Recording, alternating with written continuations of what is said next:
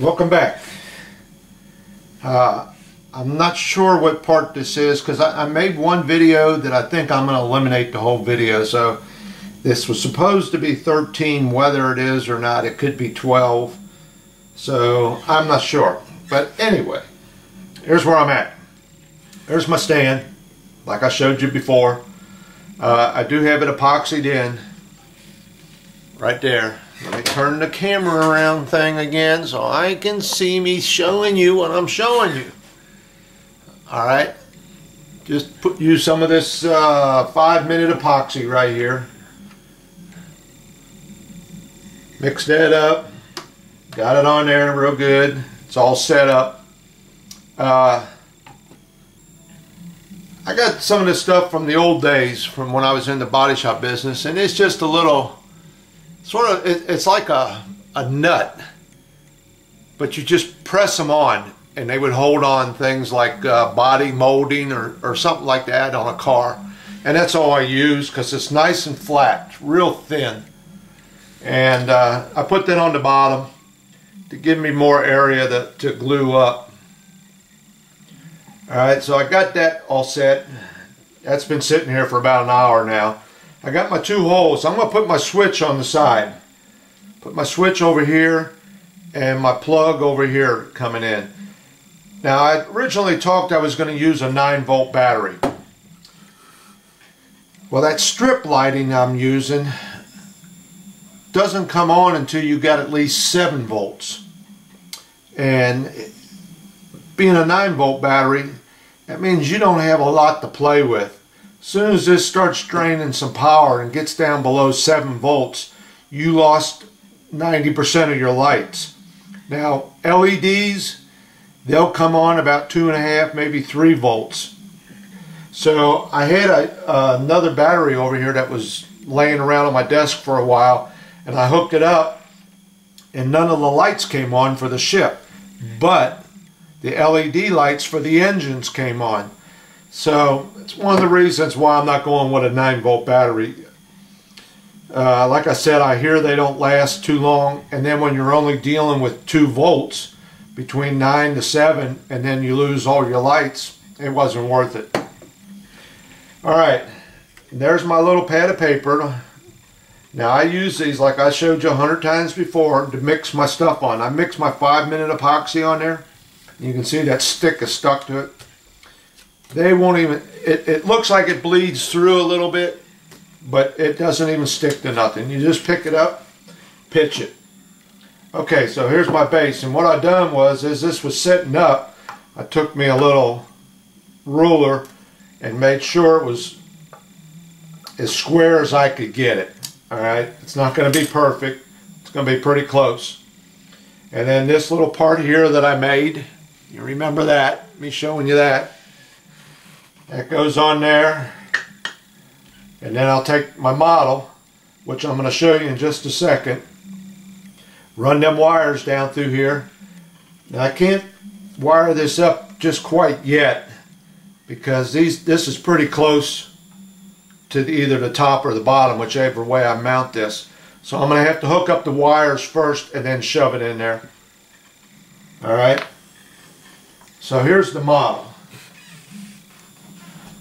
Model is finished. Okay, I went around last night with my Formula 560 and did all my little windows. Now, I might have showed you in one of my earlier videos a little syringe. Hold on a second, let me get that thing for you. Should be right here in the top of my toolbox. There it is, I got it. Coming back. Okay, I seen a fella use this like I showed you before. And you just stick it in there, suck it up, and you get that canopy glue in there. And then you take and you put it up by a little window and squirt it in there. Well, I was having little problems with that. Sometimes you squirt it and all of a sudden a whole bunch will come out. So what I done is I just took this canopy glue, stuck it on my little piece of paper, and you can only put a drop on there, you know, just a little dab, because it dries so fast on that piece of paper, you'll never get to it all by the time it's dry. But I just dipped my little toothpick in it and then poked it in each and every one of the little holes. Now some of them I had to come around and do them twice, sometimes three times. But that filled up all my little windows. The one thing I was having problems with is this stuff here is you put it on there and you give it a second or two and you take a damp cloth. I had a little cup of water sitting here and I would take my cloth, dip it in there, kind of squish out some of the water, and then you can just wipe over it and it takes off the excess and just leaves it in the hole. Problem is, some of these holes are in windows, are in some spots, am I in view, are in so many little hard to get to areas, I couldn't get that rag down in there. So what I was using was once again, my little Q-tips. Now these are the hard-ended ones. They're real hard, but they got a point on them, and you can get down into some nice little corners and stuff and get out the excess glue. And all I did was just, once again, I dip it in the water, wipe off the excess, go get the glue out, wipe it off, dip it in, just keep on doing that. So last night I was running the light test on it again, and I seen a couple of them. I still had a little twinkles coming out of them, so I had to go over them again. Alright, now the color. And you see that. I know it probably looks silver or gray, and I got all my pinstripes on, my Go Fast stripes. You see all them? Alright, the color. Let me set the model out of the way. Here I am. I went back over and bought some more colors. I went through all these, trying to find the color I liked. Alright. And there was that blue silver that I had, that I said I liked. Right there. Well, I didn't go with it. I decided against it. So what I came up with was basically these two right here. Now, this was, I believe, called Classic White. And I believe it was, oh hell, who was it by? I don't remember now. But it was, I know it was Classic White, Modeler's brand, or what the hell's that called? Whatever. And then I settled, and then I took and bought this Pearl White from Tamiya or Tamiya. Okay, that's a Pearl White.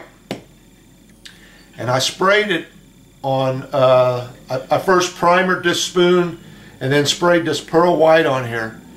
Now this stuff is pretty translucent. Sounds pretty good. If you hear some noise in the background, they're working on the swimming pool back there, doing some concrete work. But stuff's pretty translucent. That right there is about 4 coats of it. All right. So that's what I went with. You get them up. I went with this color. Now, believe this or not, that has about 7 coats of this Pearl White on it. And it does, I know I said I didn't want to go with white, but it's really not. It's almost like a silver metal looking color. But because that's so transparent, I've got 7 coats on here and I don't have it covered. What's nice about that is where you don't really concentrate a lot, like in here or on these sides, you get a two-tone effect. You get like a shading done. So there's, I know you guys can't see it and it's hard to see in this light, but there's some areas that are lighter and darker than others, especially in the trenches where a lot of paint, I didn't spray a lot of paint in there. Those are darker in there than the rest of the ship.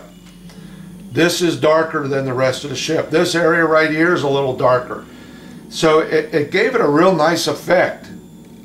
Gave it some shading to it. And I was really pleased with it. And then after it dried for about a day, I did my decals and hand painting that I did. I did a lot of hand painting on this. Got the BATTLESTAR Galactica name on there.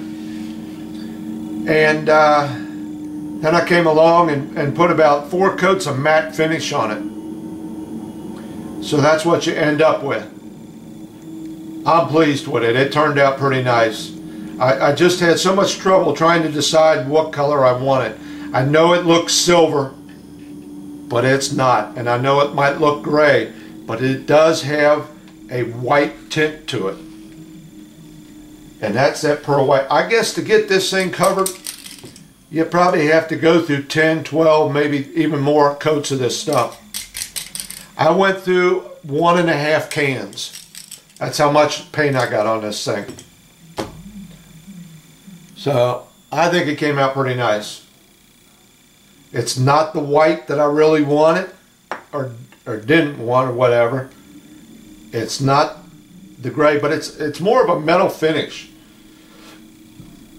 So I'm happy with it. It looks pretty nice. The lights are still working. So as soon as this stand sets up and I'm satisfied that it's dry, I'll working on my lighting, get my switches hooked up, and then I'll run that tube down inside of here and pull my wires through. So one more video. That's it, because everything's pretty much done. The reason I'm not showing you the finished thing right now is I like to do my rating of the model and everything. My wife did some artwork for me.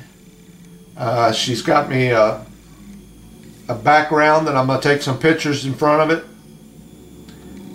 And some of we were doing some test shooting the other day. My son came down and we were doing some test shooting, and a couple of the pictures came out pretty sharp. So we're going to be working on that probably this weekend. So one more video and that'll be it.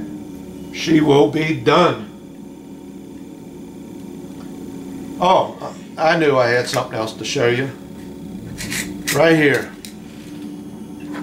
Those little holes in the windows. Okay, wherever I got little holes for windows, they'll get clogged up with paint or dust, or sometimes when you drill a hole you get like a little piece of plastic in there that just won't come loose. So I had a set of these right here. Let me show you the brand name. I went down and got me another set. Right there. You can see that. And what this is for acetylene torches. Okay? There's little files in here for cleaning out the tips on acetylene torches. Oh, if I can get it open. Okay, well, I don't need that no more. I done cleaned it out. But I was using this one right here to get into them windows, them little holes, and kind of file them out. Not ream them out, just to open them up. Make sure they were open and anything in there was out of the way. Now let me get it to fold down, which it won't do. Got 2 of them mixed up. But this is something nice. This cost me, I think, about $4, and I had to go to the a place where they sell, you know, oxyacetylene tanks, anything for welding is where I had to go. Well, I got 2 of them hooked up in here, and they won't lay down. But there's what they look like. There's a whole bunch of these in here. And they're all different sizes, and they're little files is what they are. That's the biggest one right there. And they're little files for cleaning out, like I said, the tips of a torch. Well, they work perfect on them windows. I just had to find the right size get it in there and clean it out. $4. But you got to go to a welding shop. I don't think you're going to find them anywhere else. Okay. So I believe that's it for this video. Yep, that's it. Like I said, one more to go, and that'll be it. But you can see the finished model, but it's not really finished until it's on that display. All right, thanks a lot.